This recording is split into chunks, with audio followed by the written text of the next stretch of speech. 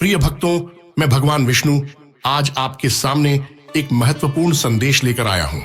यह संसार कर्म और संघर्ष से भरा है। हर व्यक्ति जीवन में सुख, शांति और समृद्धि की कामना करता है, लेकिन कई बार बाधाएं आपके मार्ग को अवरुद्ध कर देती हैं। जीवन में हर प्रकार की सफलता, धन और सुख पाने के लिए एक दिव्य मार्ग है, और वह है मेरा पवित्र मंत्र। यह मंत्र अत्यंत शक्तिशाली है। जो भी भक्त इस मंत्र का 108 बार श्रद्धा और विश्वास के साथ जाप करता है, उसे मेरे आशीर्वाद से हर प्रकार की बाधाओं से मुक्ति मिलेगी और वह हर उस चीज को प्राप्त करेगा जिसकी वह कामना करता है, चाहे वह धन हो, सफलता हो या मानसिक शांति। यह मंत्र न केवल आपको बाहरी सुख देता है, बल्कि आपके आंतरिक मन को भी शुद्ध करता है। अब मैं आपको विष्णु पुराण की एक कथा सुनाता हूं। एक समय की बात है जब धरती पर राक्षसों का अत्याचार बढ़ गया था और मनुष्य, देवता सभी परेशान हो गए थे। तब देवताओं ने मेरी शरण ली और मेरा आह्वान किया। मैंने उनकी प्रार्थना सुनी और नारायण रूप में प्रकट हुआ। मैंने उनके साथ मंत्रों का जाप किया और फिर अपनी दिव्य शक्ति से राक्षसों का नाश किया। यह शक्ति उन्हें मेरे मंत्र से मिली थी, जिसने हर बाधा को समाप्त कर दिया। प्रिय भक्तों, यह मंत्र कोई साधारण मंत्र नहीं है। यह ब्रह्मांड की दिव्य शक्तियों से जुड़ा हुआ है। जब आप इस मंत्र का 108 बार जाप करते हैं, तो मैं स्वयं आपके जीवन में प्रवेश करता हूं और आपकी हर कठिनाई को दूर करता हूं। चाहे वह धन की कमी हो, चाहे वह शारीरिक समस्या हो या मानसिक अशांति,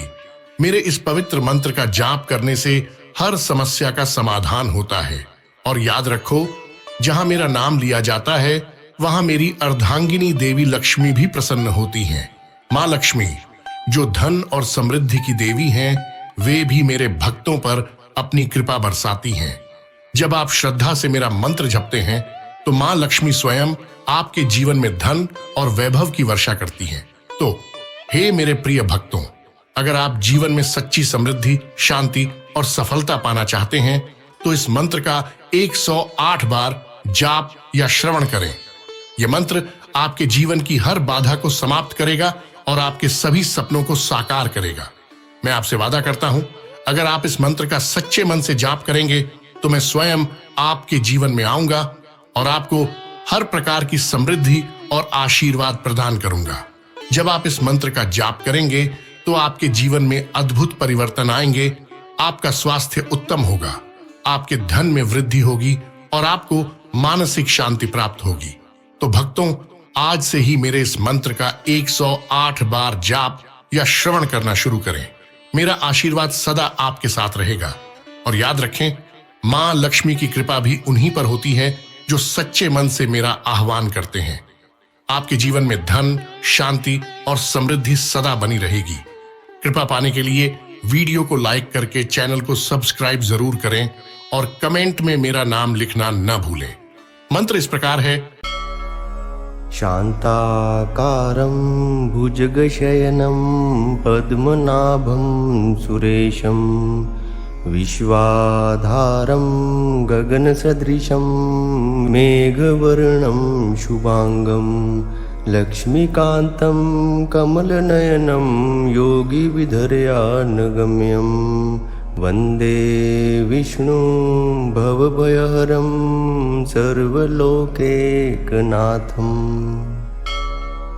शान्ताकारं भुजगशयनं पद्मनाभं सुरेशं विश्वाधारं गगनसदृशं मेघवर्णं शुभांगं लक्ष्मीकान्तं कमलनयनं योगिविधर्यानगम्यं वन्दे विष्णु भवभयहरं सर्वलोकैकनाथम्। शान्ताकारं भुजगशयनं पद्मनाभं सुरेशं विश्वाधारं गगनसदृशं मेघवर्णं शुभांगं लक्ष्मीकान्तं कमलनयनं योगिविधर्यानगम्यं वन्दे विष्णुं भवभयहरं सर्वलोकैकनाथम् शान्ताकारं भुजगशयनं पद्मनाभं सुरेशं विश्वाधारं गगनसदृशं मेघवर्णं शुभांगं लक्ष्मीकान्तं कमलनयनं योगिविधर्यानगम्यं वन्दे विष्णुं भवभयहरं सर्वलोकैकनाथम् शान्ताकारं भुजगशयनं पद्मनाभं सुरेशं विश्वाधारं गगनसदृशं मेघवर्णं शुभांगं लक्ष्मीकान्तं कमलनयनं योगिविधर्यानगम्यं वन्दे विष्णुं भवभयहरं सर्वलोकैकनाथम् शान्ताकारं भुजगशयनं पद्मनाभं सुरेशं विश्वाधारं गगनसदृशं मेघवर्णं शुभांगं लक्ष्मीकान्तं कमलनयनं योगिविधर्यानगम्यं वन्दे विष्णुं भवभयहरं सर्वलोकैकनाथम् शान्ताकारं भुजगशयनं पद्मनाभं सुरेशं विश्वाधारं गगनसदृशं मेघवर्णं शुभांगं लक्ष्मीकान्तं कमलनयनं योगिविधर्यानगम्यं वन्दे विष्णुं भवभयहरं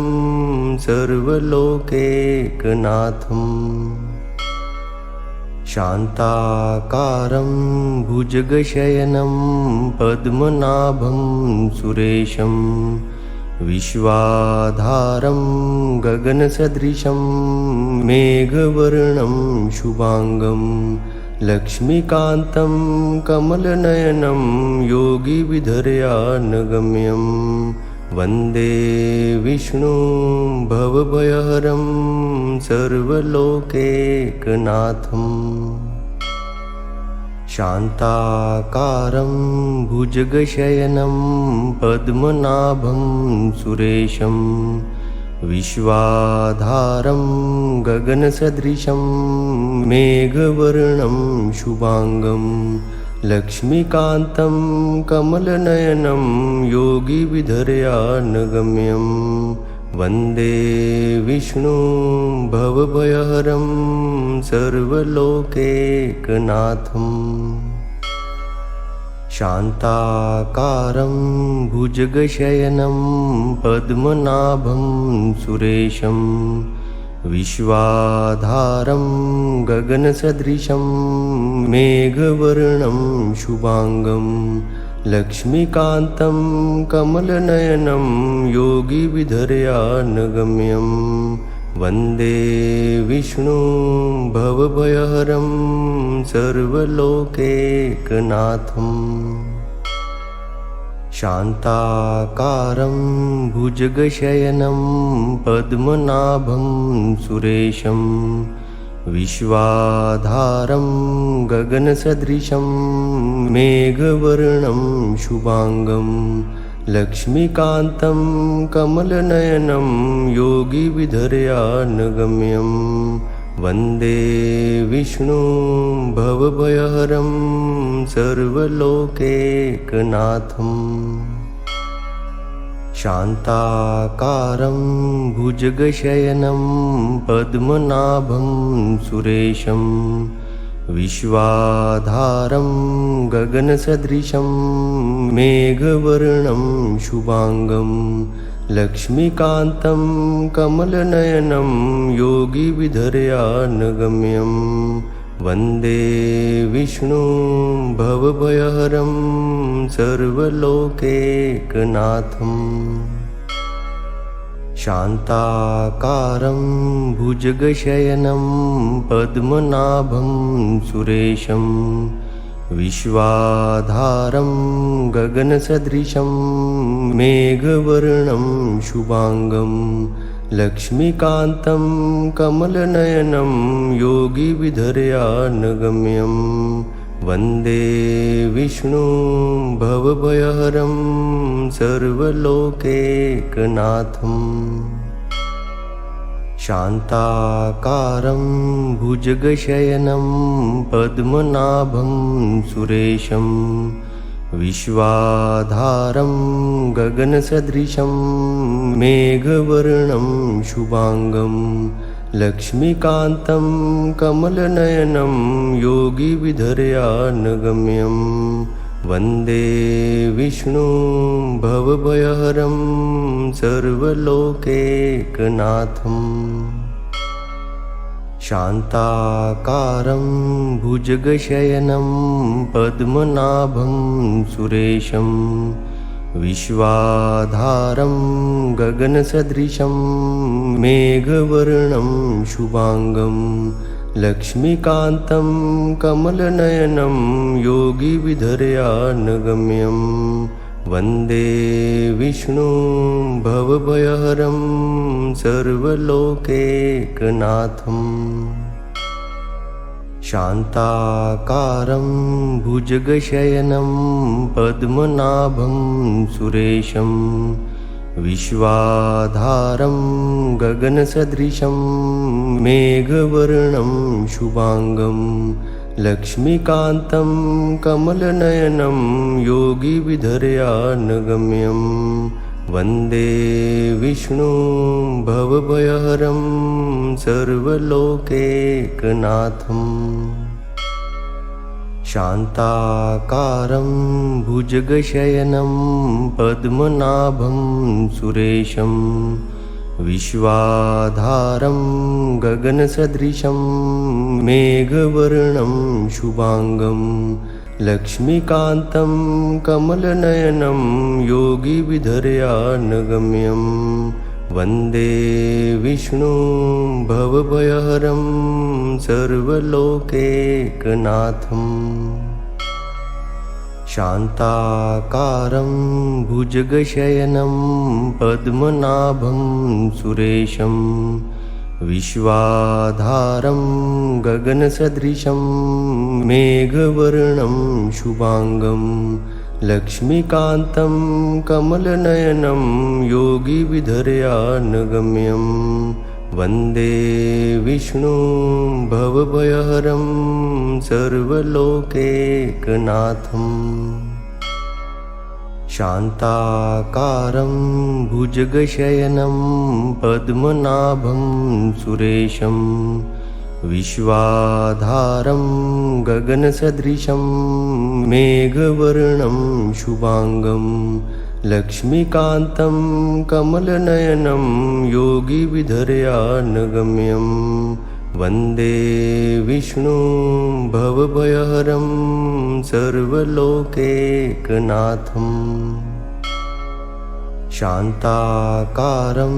भुजगशयनं पद्मनाभं सुरेशं विश्वाधारं गगनसदृशं मेघवर्णं शुभांगं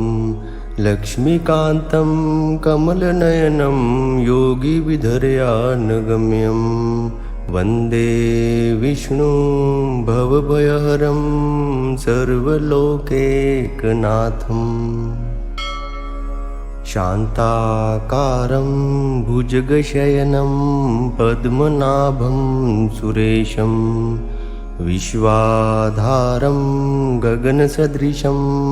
मेघवर्णं शुभांगं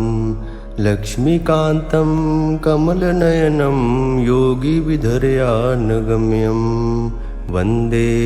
विष्णुं भवभयहरं सर्वलोकैकनाथम् शान्ताकारं भुजगशयनं पद्मनाभं सुरेशं विश्वाधारं गगनसदृशं मेघवर्णं शुभांगं लक्ष्मीकान्तं कमलनयनं योगिविधर्यानगम्यं वन्दे विष्णुं भवभयहरं सर्वलोकैकनाथम् शान्ताकारं भुजगशयनं पद्मनाभं सुरेशं विश्वाधारं गगनसदृशं मेघवर्णं शुभांगं लक्ष्मीकान्तं कमलनयनं योगिविधर्यानगम्यं वन्दे विष्णुं भवभयहरं सर्वलोकैकनाथम् शान्ताकारं भुजगशयनं पद्मनाभं सुरेशं विश्वाधारं गगनसदृशं मेघवर्णं शुभांगं लक्ष्मीकान्तं कमलनयनं योगिविधर्यानगम्यं वन्दे विष्णुं भवभयहरं सर्वलोकैकनाथम् शान्ताकारं भुजगशयनं पद्मनाभं सुरेशं विश्वाधारं गगनसदृशं मेघवर्णं शुभांगं लक्ष्मीकान्तं कमलनयनं योगिविधर्यानगम्यं वन्दे विष्णुं भवभयहरं सर्वलोकैकनाथम् शान्ताकारं भुजगशयनं पद्मनाभं सुरेशं विश्वाधारं गगनसदृशं मेघवर्णं शुभांगं लक्ष्मीकान्तं कमलनयनं योगिविधर्यानगम्यं वन्दे विष्णुं भवभयहरं सर्वलोकैकनाथम्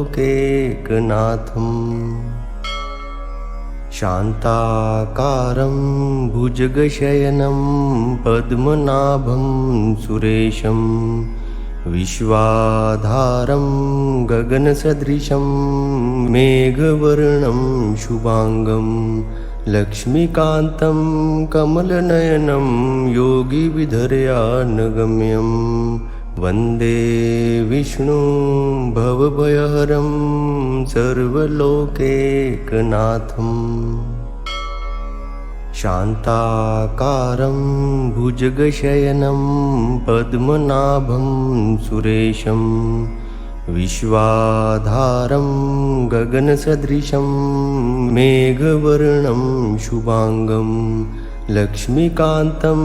कमलनयनं योगिविधर्यानगम्यं वन्दे विष्णुं भवभयहरं सर्वलोकैकनाथम् शान्ताकारं भुजगशयनं पद्मनाभं सुरेशं विश्वाधारं गगनसदृशं मेघवर्णं शुभांगं लक्ष्मीकान्तं कमलनयनं योगिविधर्यानगम्यं वन्दे विष्णुं भवभयहरं सर्वलोकैकनाथम् शान्ताकारं भुजगशयनं पद्मनाभं सुरेशं विश्वाधारं गगनसदृशं मेघवर्णं शुभांगं लक्ष्मीकान्तं कमलनयनं योगिविधर्यानगम्यं वन्दे विष्णुं भवभयहरं सर्वलोकैकनाथम् शान्ताकारं भुजगशयनं पद्मनाभं सुरेशं विश्वाधारं गगनसदृशं मेघवर्णं शुभांगं लक्ष्मीकान्तं कमलनयनं योगिविधर्यानगम्यं वन्दे विष्णुं भवभयहरं सर्वलोकैकनाथम् शान्ताकारं भुजगशयनं पद्मनाभं सुरेशं विश्वाधारं गगनसदृशं मेघवर्णं शुभांगं लक्ष्मीकान्तं कमलनयनं योगिविधर्यानगम्यं वन्दे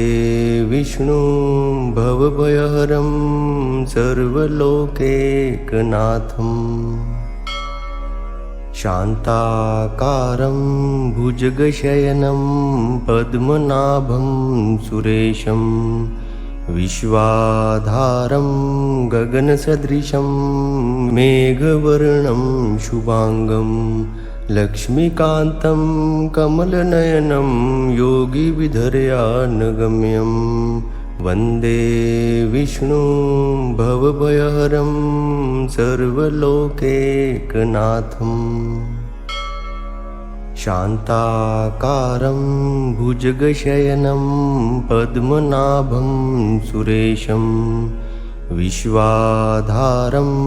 गगनसदृशं मेघवर्णं शुभांगं लक्ष्मीकान्तं कमलनयनं योगिविधर्यानगम्यं वन्दे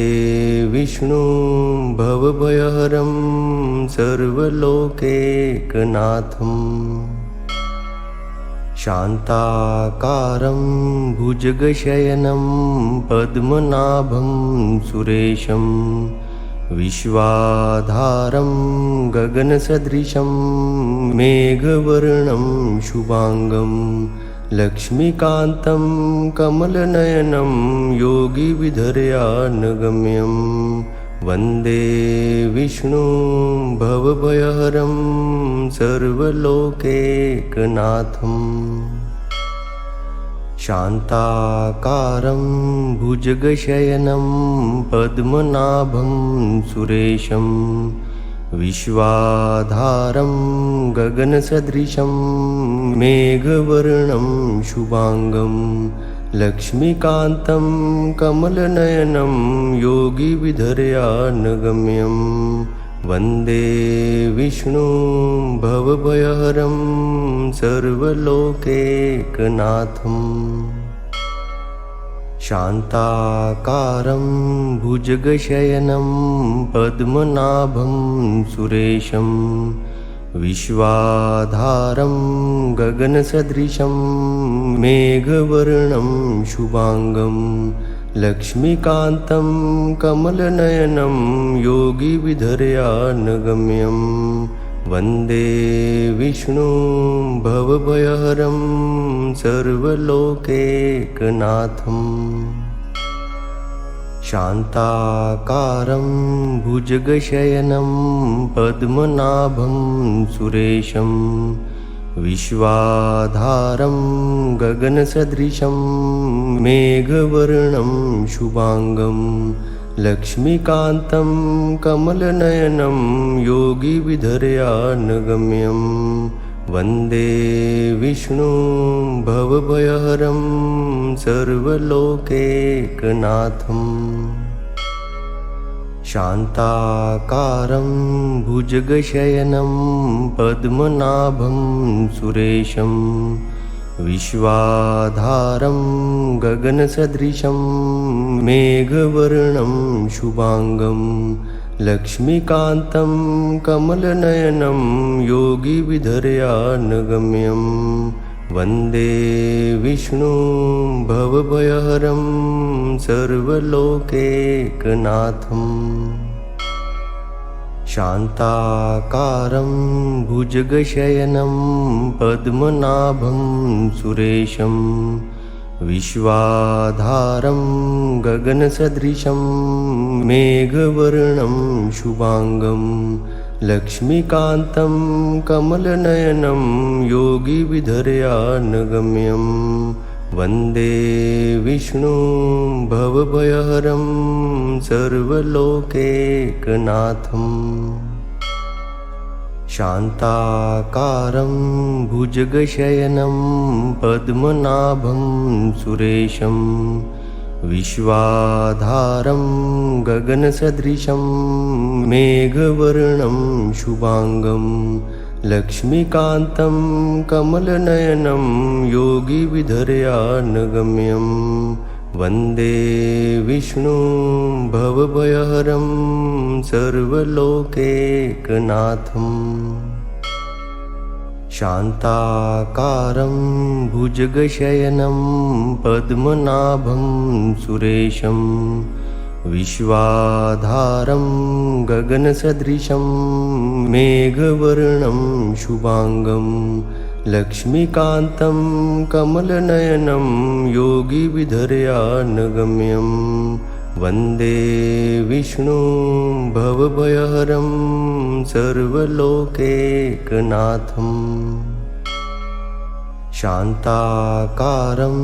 भुजगशयनं पद्मनाभं सुरेशं विश्वाधारं गगनसदृशं मेघवर्णं शुभांगं लक्ष्मीकान्तं कमलनयनं योगिविधर्यानगम्यं वन्दे विष्णुं भवभयहरं सर्वलोकैकनाथम् शान्ताकारं भुजगशयनं पद्मनाभं सुरेशं विश्वाधारं गगनसदृशं मेघवर्णं शुभांगं लक्ष्मीकान्तं कमलनयनं योगिविधर्यानगम्यं वन्दे विष्णुं भवभयहरं सर्वलोकैकनाथम् शान्ताकारं भुजगशयनं पद्मनाभं सुरेशं विश्वाधारं गगनसदृशं मेघवर्णं शुभांगं लक्ष्मीकान्तं कमलनयनं योगिविधर्यानगम्यं वन्दे विष्णुं भवभयहरं सर्वलोकैकनाथम् शान्ताकारं भुजगशयनं पद्मनाभं सुरेशं विश्वाधारं गगनसदृशं मेघवर्णं शुभांगं लक्ष्मीकान्तं कमलनयनं योगिविधर्यानगम्यं वन्दे विष्णुं भवभयहरं सर्वलोकैकनाथम् शान्ताकारं भुजगशयनं पद्मनाभं सुरेशं विश्वाधारं गगनसदृशं मेघवर्णं शुभांगं लक्ष्मीकान्तं कमलनयनं योगिविधर्यानगम्यं वन्दे विष्णुं भवभयहरं सर्वलोकैकनाथम् शान्ताकारं भुजगशयनं पद्मनाभं सुरेशं विश्वाधारं गगनसदृशं मेघवर्णं शुभांगं लक्ष्मीकान्तं कमलनयनं योगिविधर्यानगम्यं वन्दे विष्णुं भवभयहरं सर्वलोकैकनाथम् शान्ताकारं भुजगशयनं पद्मनाभं सुरेशं विश्वाधारं गगनसदृशं मेघवर्णं शुभांगं लक्ष्मीकान्तं कमलनयनं योगिविधर्यानगम्यं वन्दे विष्णुं भवभयहरं सर्वलोकैकनाथम् शान्ताकारं भुजगशयनं पद्मनाभं सुरेशं विश्वाधारं गगनसदृशं मेघवर्णं शुभांगं लक्ष्मीकान्तं कमलनयनं योगिविधर्यानगम्यं वन्दे विष्णुं भवभयहरं सर्वलोकैकनाथम् शान्ताकारं भुजगशयनं पद्मनाभं सुरेशं विश्वाधारं गगनसदृशं मेघवर्णं शुभांगं लक्ष्मीकान्तं कमलनयनं योगिविधर्यानगम्यं वन्दे विष्णुं भवभयहरं सर्वलोकैकनाथम् शान्ताकारं भुजगशयनं पद्मनाभं सुरेशं विश्वाधारं गगनसदृशं मेघवर्णं शुभांगं लक्ष्मीकान्तं कमलनयनं योगिविधर्यानगम्यं वन्दे विष्णुं भवभयहरं सर्वलोकैकनाथम् शान्ताकारं भुजगशयनं पद्मनाभं सुरेशं विश्वाधारं गगनसदृशं मेघवर्णं शुभांगं लक्ष्मीकान्तं कमलनयनं योगिविधर्यानगम्यं वन्दे विष्णुं भवभयहरं सर्वलोकैकनाथम् शान्ताकारं भुजगशयनं पद्मनाभं सुरेशं विश्वाधारं गगनसदृशं मेघवर्णं शुभांगं लक्ष्मीकान्तं कमलनयनं योगिविधर्यानगम्यं वन्दे विष्णुं भवभयहरं सर्वलोकैकनाथम् शान्ताकारं भुजगशयनं पद्मनाभं सुरेशं विश्वाधारं गगनसदृशं मेघवर्णं शुभांगं लक्ष्मीकान्तं कमलनयनं योगिविधर्यानगम्यं वन्दे विष्णुं भवभयहरं सर्वलोकैकनाथम् शान्ताकारं भुजगशयनं पद्मनाभं सुरेशं विश्वाधारं गगनसदृशं मेघवर्णं शुभांगं लक्ष्मीकान्तं कमलनयनं योगिविधर्यानगम्यं वन्दे विष्णुं भवभयहरं सर्वलोकैकनाथम् शान्ताकारं भुजगशयनं पद्मनाभं सुरेशं विश्वाधारं गगनसदृशं मेघवर्णं शुभांगं लक्ष्मीकान्तं कमलनयनं योगिविधर्यानगम्यं वन्दे विष्णुं भवभयहरं सर्वलोकैकनाथम् शान्ताकारं भुजगशयनं पद्मनाभं सुरेशं विश्वाधारं गगनसदृशं मेघवर्णं शुभांगं लक्ष्मीकान्तं कमलनयनं योगिविधर्यानगम्यं वन्दे विष्णुं भवभयहरं सर्वलोकैकनाथम् शान्ताकारं भुजगशयनं पद्मनाभं सुरेशं विश्वाधारं गगनसदृशं मेघवर्णं शुभांगं लक्ष्मीकान्तं कमलनयनं योगिविधर्यानगम्यं वन्दे विष्णुं भवभयहरं सर्वलोकैकनाथम् शान्ताकारं भुजगशयनं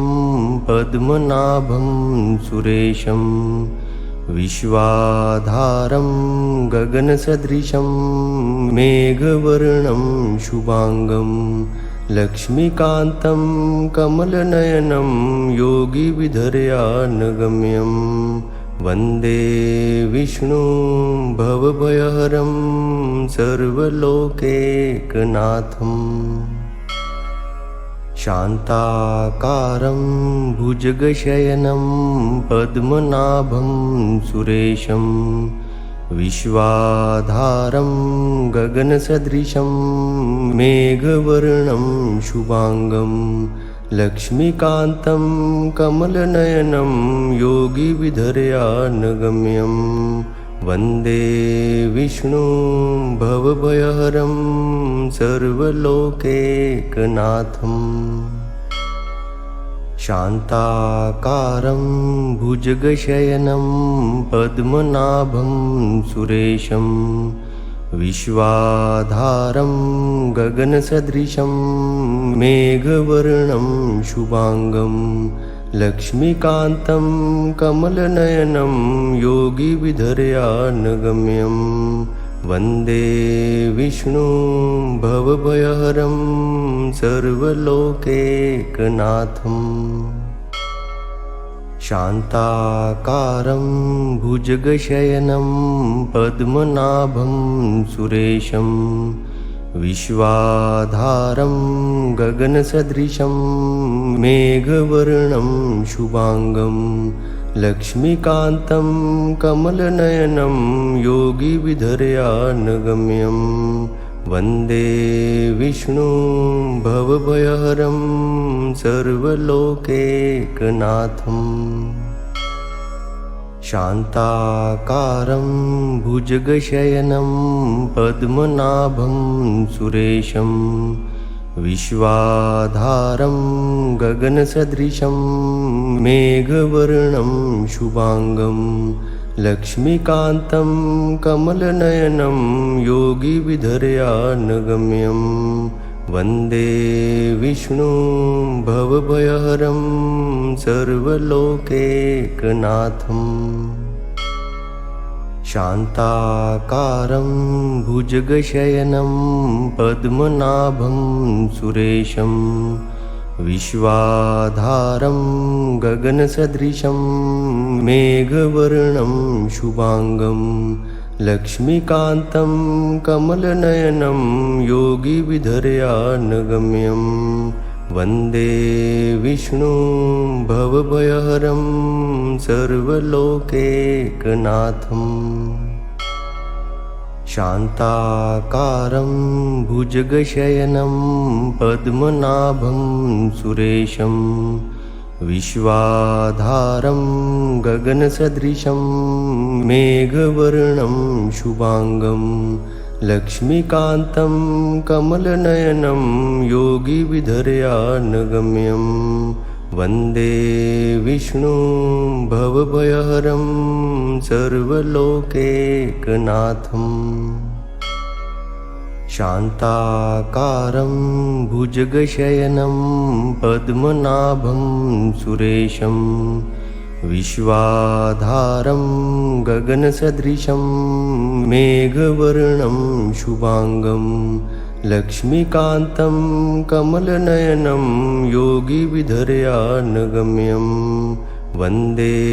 विष्णुं भवभयहरं सर्वलोकैकनाथम् शान्ताकारं भुजगशयनं पद्मनाभं सुरेशं विश्वाधारं गगनसदृशं मेघवर्णं शुभांगं लक्ष्मीकान्तं कमलनयनं योगिविधर्यानगम्यं वन्दे विष्णुं भवभयहरं सर्वलोकैकनाथम् शान्ताकारं भुजगशयनं पद्मनाभं सुरेशं विश्वाधारं गगनसदृशं मेघवर्णं शुभांगं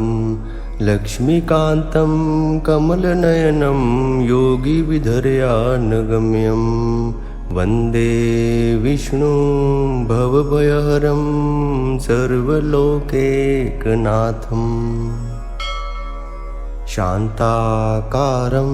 भुजगशयनं पद्मनाभं सुरेशं विश्वाधारं गगनसदृशं मेघवर्णं शुभांगं लक्ष्मीकान्तं कमलनयनं योगिविधर्यानगम्यं वन्दे विष्णुं भवभयहरं सर्वलोकैकनाथम्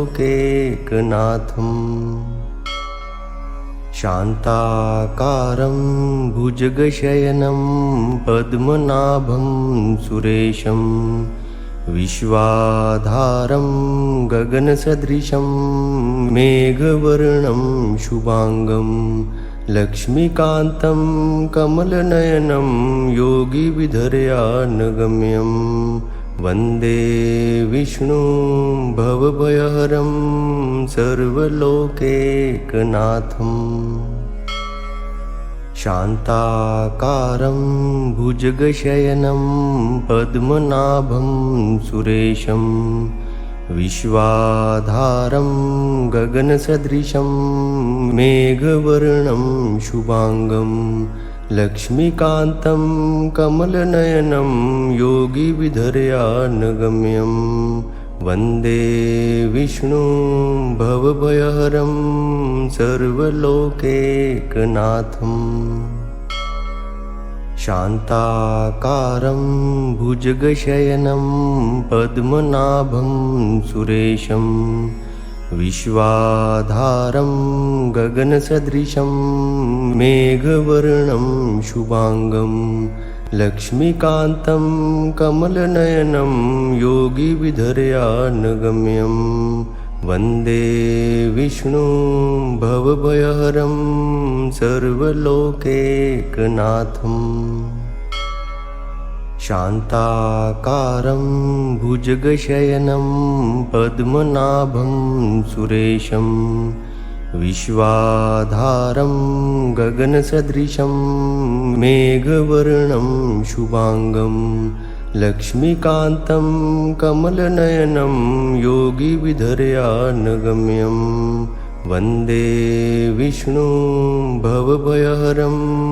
सर्वलोकैकनाथम् शान्ताकारं भुजगशयनं पद्मनाभं सुरेशं विश्वाधारं गगनसदृशं मेघवर्णं शुभांगं लक्ष्मीकान्तं कमलनयनं योगिविधर्यानगम्यं वन्दे विष्णुं भवभयहरं सर्वलोकैकनाथम् शान्ताकारं भुजगशयनं पद्मनाभं सुरेशं विश्वाधारं गगनसदृशं मेघवर्णं शुभांगं लक्ष्मीकान्तं कमलनयनं योगिविधर्यानगम्यं वन्दे विष्णुं भवभयहरं सर्वलोकैकनाथम् शान्ताकारं भुजगशयनं पद्मनाभं सुरेशं विश्वाधारं गगनसदृशं मेघवर्णं शुभांगं लक्ष्मीकान्तं कमलनयनं योगिविधर्यानगम्यं वन्दे विष्णुं भवभयहरं सर्वलोकैकनाथम् शान्ताकारं भुजगशयनं पद्मनाभं सुरेशं विश्वाधारं गगनसदृशं मेघवर्णं शुभांगं लक्ष्मीकान्तं कमलनयनं योगिविधर्यानगम्यं वन्दे विष्णुं भवभयहरं सर्वलोकैकनाथम् शान्ताकारं भुजगशयनं पद्मनाभं सुरेशं विश्वाधारं गगनसदृशं मेघवर्णं शुभांगं लक्ष्मीकान्तं कमलनयनं योगिविधर्यानगम्यं वन्दे विष्णुं भवभयहरं सर्वलोकैकनाथम् शान्ताकारं भुजगशयनं पद्मनाभं सुरेशं विश्वाधारं गगनसदृशं मेघवर्णं शुभांगं लक्ष्मीकान्तं कमलनयनं योगिविधर्यानगम्यं वन्दे विष्णुं भवभयहरं सर्वलोकैकनाथम् शान्ताकारं भुजगशयनं पद्मनाभं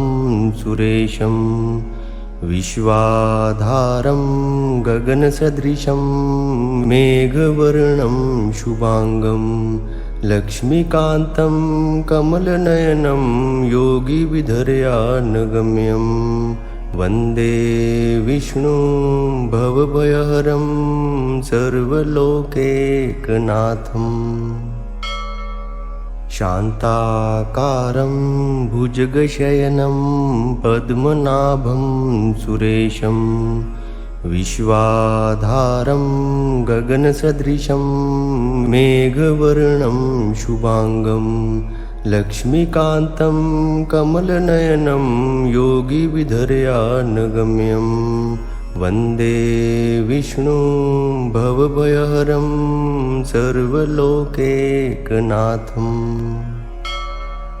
शान्ताकारं भुजगशयनं पद्मनाभं सुरेशं विश्वाधारं गगनसदृशं मेघवर्णं शुभांगं लक्ष्मीकान्तं कमलनयनं योगिविधर्यानगम्यं वन्दे विष्णुं भवभयहरं सर्वलोकैकनाथम् शान्ताकारं भुजगशयनं पद्मनाभं सुरेशं विश्वाधारं गगनसदृशं मेघवर्णं शुभांगं लक्ष्मीकान्तं कमलनयनं योगिविधर्यानगम्यं वन्दे विष्णुं भवभयहरं सर्वलोकैकनाथम् शान्ताकारं भुजगशयनं पद्मनाभं सुरेशं विश्वाधारं गगनसदृशं मेघवर्णं शुभांगं लक्ष्मीकान्तं कमलनयनं योगिविधर्यानगम्यं वन्दे विष्णुं भवभयहरं सर्वलोकैकनाथम् शान्ताकारं भुजगशयनं पद्मनाभं सुरेशं विश्वाधारं गगनसदृशं मेघवर्णं शुभांगं लक्ष्मीकान्तं कमलनयनं योगिविधर्यानगम्यं वन्दे विष्णुं भवभयहरं सर्वलोकैकनाथम् शान्ताकारं भुजगशयनं पद्मनाभं सुरेशं विश्वाधारं गगनसदृशं मेघवर्णं शुभांगं लक्ष्मीकान्तं कमलनयनं योगिविधर्यानगम्यं वन्दे विष्णुं भवभयहरं सर्वलोकैकनाथम् शान्ताकारं भुजगशयनं पद्मनाभं सुरेशं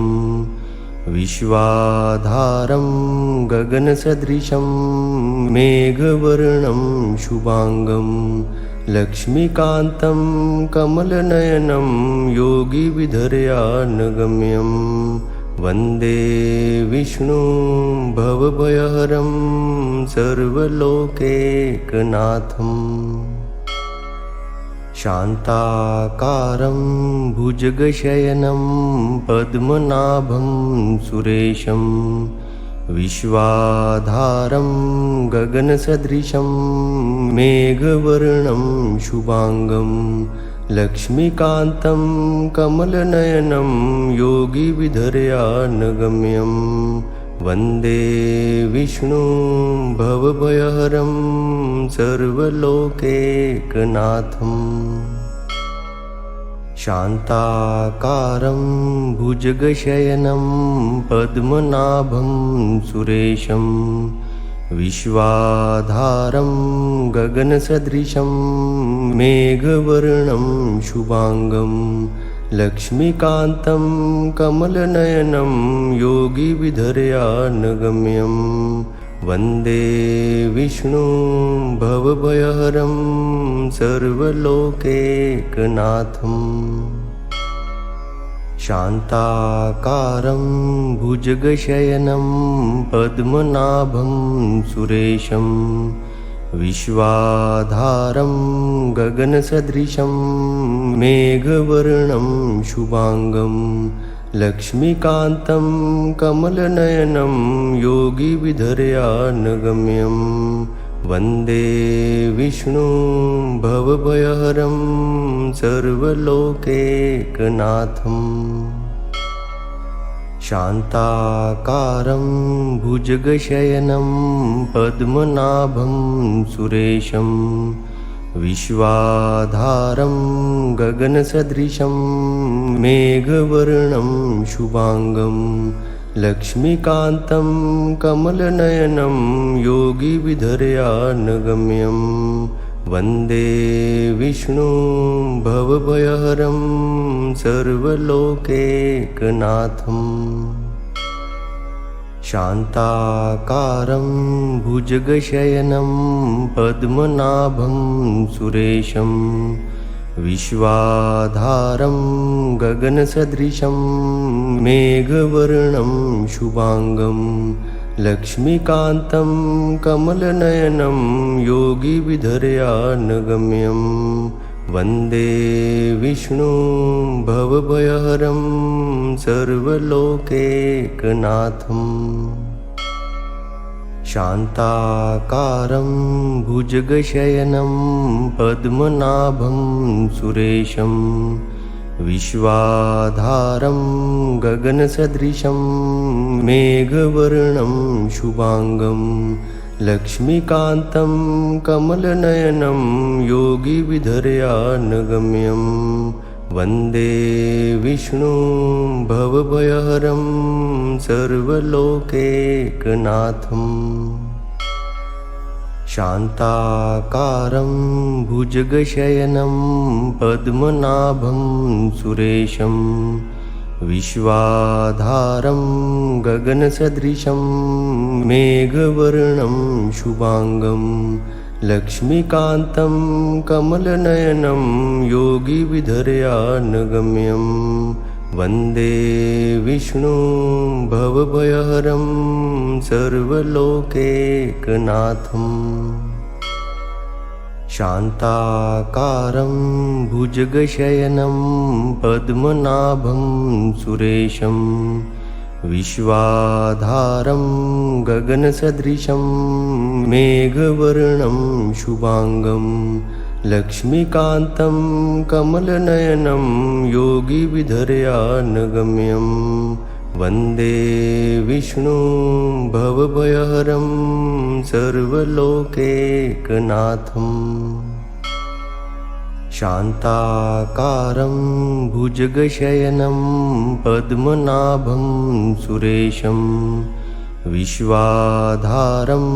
गगनसदृशं मेघवर्णं शुभांगं लक्ष्मीकान्तं कमलनयनं योगिविधर्यानगम्यं वन्दे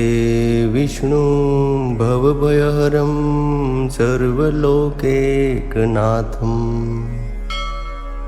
शान्ताकारं भुजगशयनं पद्मनाभं सुरेशं विश्वाधारं गगनसदृशं मेघवर्णं शुभांगं लक्ष्मीकान्तं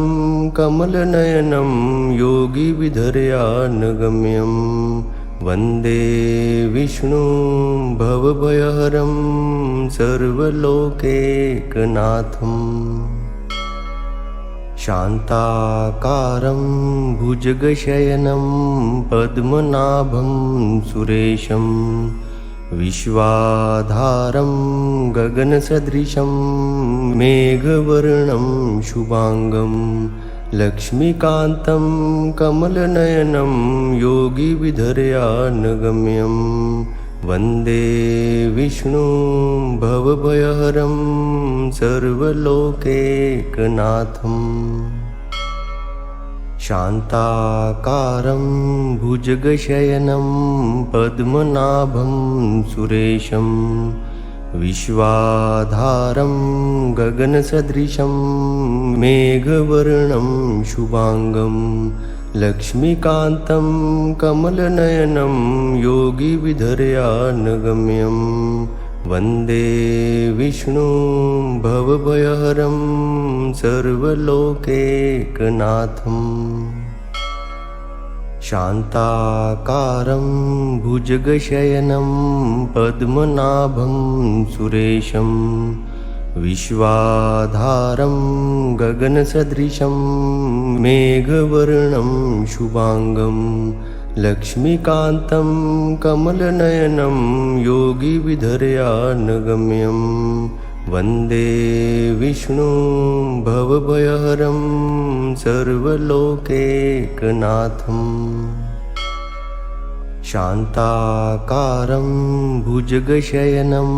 पद्मनाभं सुरेशं विश्वाधारं गगनसदृशं मेघवर्णं शुभांगं लक्ष्मीकान्तं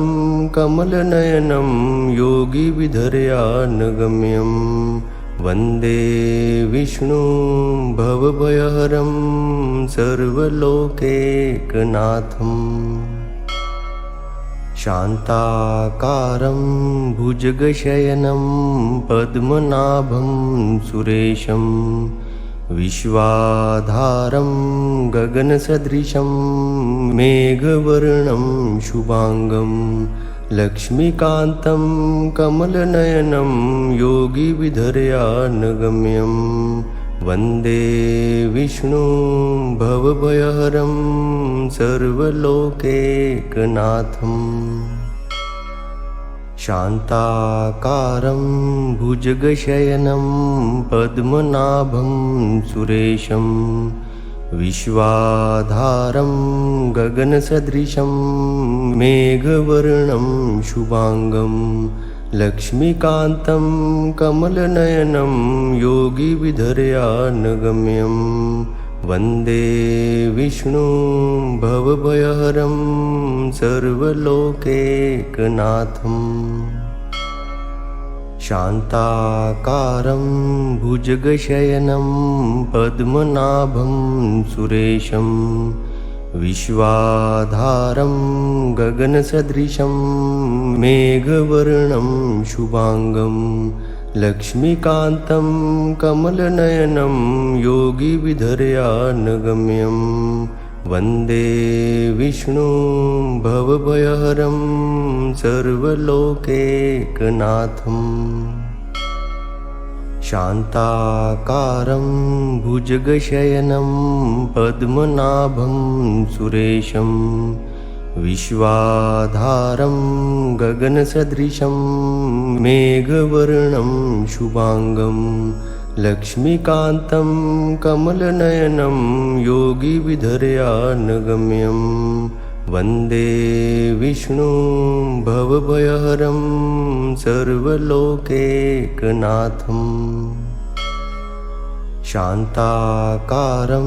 भुजगशयनं पद्मनाभं सुरेशं विश्वाधारं गगनसदृशं मेघवर्णं शुभांगं लक्ष्मीकान्तं कमलनयनं योगिविधर्यानगम्यं वन्दे विष्णुं भवभयहरं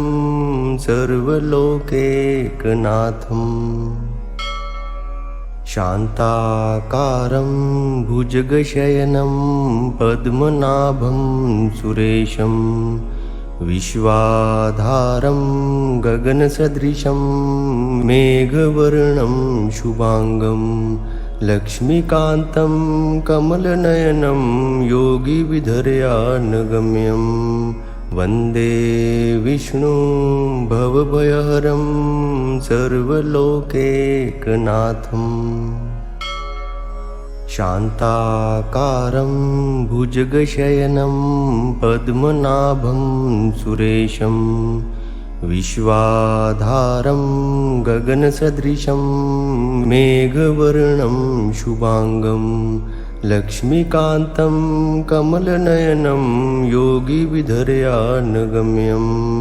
वन्दे विष्णुं भवभयहरं सर्वलोकैकनाथम् शान्ताकारं भुजगशयनं पद्मनाभं सुरेशं विश्वाधारं गगनसदृशं मेघवर्णं शुभांगं लक्ष्मीकान्तं कमलनयनं योगिविधर्यानगम्यं वन्दे विष्णुं भवभयहरं सर्वलोकैकनाथम् शान्ताकारं भुजगशयनं पद्मनाभं सुरेशं विश्वाधारं गगनसदृशं मेघवर्णं शुभांगं लक्ष्मीकान्तं कमलनयनं योगिविधर्यानगम्यं वन्दे विष्णुं भवभयहरं सर्वलोकैकनाथम् शान्ताकारं भुजगशयनं पद्मनाभं सुरेशं विश्वाधारं गगनसदृशं मेघवर्णं शुभांगं लक्ष्मीकान्तं कमलनयनं योगिविधर्यानगम्यं वन्दे विष्णुं भवभयहरं सर्वलोकैकनाथम् शान्ताकारं भुजगशयनं पद्मनाभं सुरेशं विश्वाधारं गगनसदृशं मेघवर्णं शुभांगं लक्ष्मीकान्तं कमलनयनं योगिविधर्यानगम्यं वन्दे विष्णुं भवभयहरं सर्वलोकैकनाथम् शान्ताकारं भुजगशयनं पद्मनाभं सुरेशं विश्वाधारं गगनसदृशं मेघवर्णं शुभांगं लक्ष्मीकान्तं कमलनयनं योगिविधर्यानगम्यं वन्दे विष्णुं भवभयहरं सर्वलोकैकनाथम् शान्ताकारं भुजगशयनं पद्मनाभं सुरेशं विश्वाधारं गगनसदृशं मेघवर्णं शुभांगं लक्ष्मीकान्तं कमलनयनं योगिविधर्यानगम्यं वन्दे विष्णुं भवभयहरं सर्वलोकैकनाथम् शान्ताकारं भुजगशयनं पद्मनाभं सुरेशं विश्वाधारं गगनसदृशं मेघवर्णं शुभांगं लक्ष्मीकान्तं कमलनयनं योगिविधर्यानगम्यं वन्दे विष्णुं भवभयहरं सर्वलोकैकनाथम् शान्ताकारं भुजगशयनं पद्मनाभं सुरेशं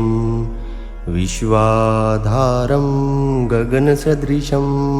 मेघवर्णं शुभांगं लक्ष्मीकान्तं कमलनयनं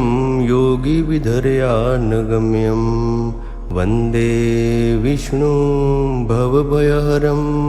सर्वलोकैकनाथम् शान्ताकारं भुजगशयनं पद्मनाभं सुरेशं विश्वाधारं गगनसदृशं मेघवर्णं शुभांगं लक्ष्मीकान्तं कमलनयनं योगिविधर्यानगम्यं वन्दे विष्णुं भवभयहरं सर्वलोकैकनाथम् शान्ताकारं भुजगशयनं पद्मनाभं सुरेशं विश्वाधारं गगनसदृशं मेघवर्णं शुभांगं लक्ष्मीकान्तं कमलनयनं योगिविधर्यानगम्यं वन्दे विष्णुं भवभयहरं सर्वलोकैकनाथम् शान्ताकारं भुजगशयनं पद्मनाभं सुरेशं विश्वाधारं